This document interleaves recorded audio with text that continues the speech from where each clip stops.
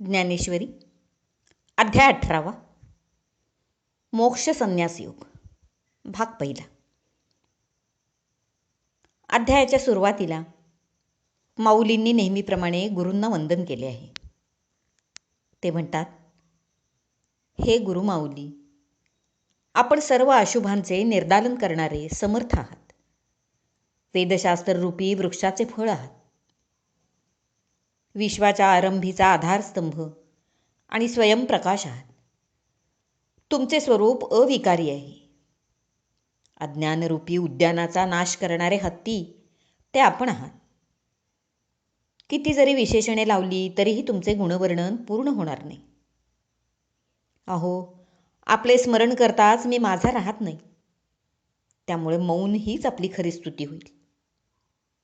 असो तर मी आत्तापर्यंत जो काही गीतार्थाचा विस्तार केला तो यथायोग्य असल्याचे एकदा शिक्कामोर्तब करा.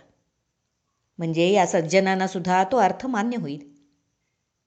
यावर श्री गुरु निवृत्तीनाथ कौतुकाने म्हणतात, अरे, आता वारंवार किती वाखाणशील? सोने बनण्यासाठी लोखंडाला काय पुन्हा पुन्हा परिसावर घासावे लागते?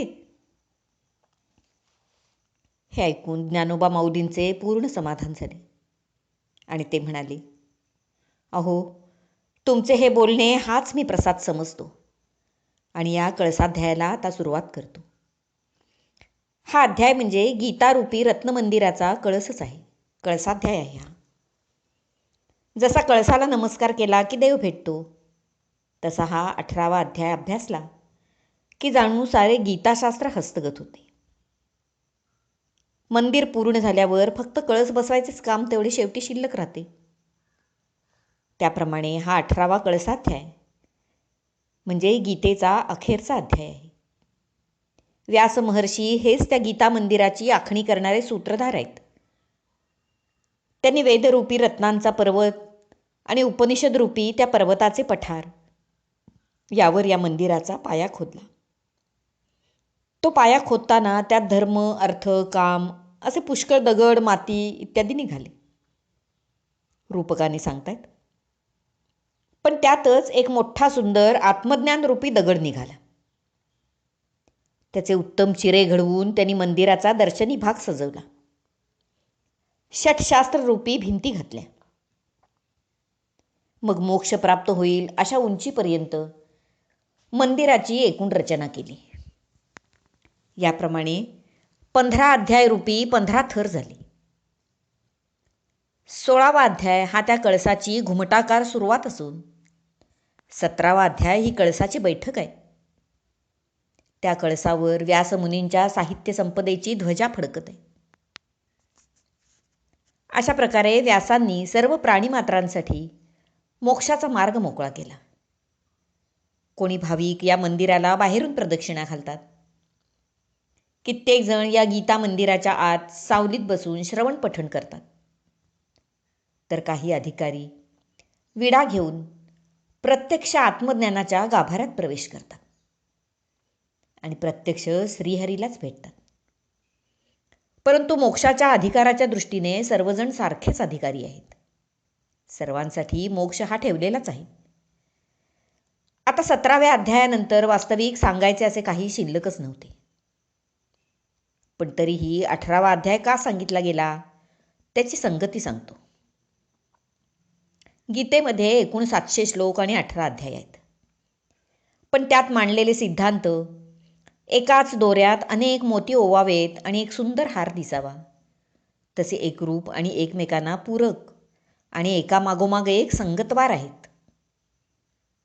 जेव्हा 17वा अध्याय पूर्ण झाला तेव्हा भगवंत म्हणाले की सात्विक श्रद्धा टाकून जी काही कर्मे केली जातात ती सारी असत असतात आणि मोक्षफल देण्यास असमर्थ असतात. असत म्हणजे निष्फल. ते ऐकून अर्जुन मनात म्हणू लागला की कर्मनिष्ठांचा हा मोठा दोषच देवाने दाखवलाय. कर्मे एकूण हीनच लेखली आहेत तर. जर ते कर्म सात्विकतेने ब्रह्मनामासहित झाले तरच त्याला मोक्षाप्रत जाण्याची योग्यता येते. 17व्या अध्यायात सांगितलं ब्रह्मनाम कुठलं? ओम तत्सत. त्या ब्रह्मनामासहित एखादे कर्म झाले तरच मोक्ष मिळतो. पण दुर्दैवाने असे नाही झाले तर तीच कर्मे नरकवासाला कारण होतात. असे जर आहे तर सकाम आणि अजाणता चुकीच्या पद्धतीने केलेले कर्म मग ते मोक्षप्रद कसे होणार? त्यापेक्षा हीन कर्माचा त्यागच हिताचा दिसतो. आणि त्याचबरोबर निर्दोष असा संन्यासाचा स्वीकार करणे हेच इष्ट वाटते मला, अर्जुन म्हणतोय.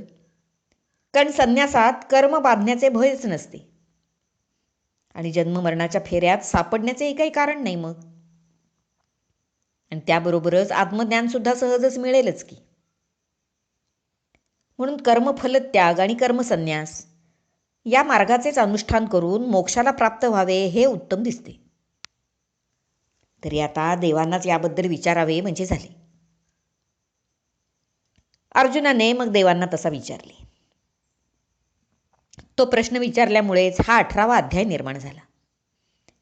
17व्या अध्यायापर्यंत सारे ज्ञान सांगून झाल्याने आता देव काही बोलणार नाहीत असे अर्जुनाने ओळखले आणि श्रीकृष्णाचे ते मौन काही त्याला रुचेना.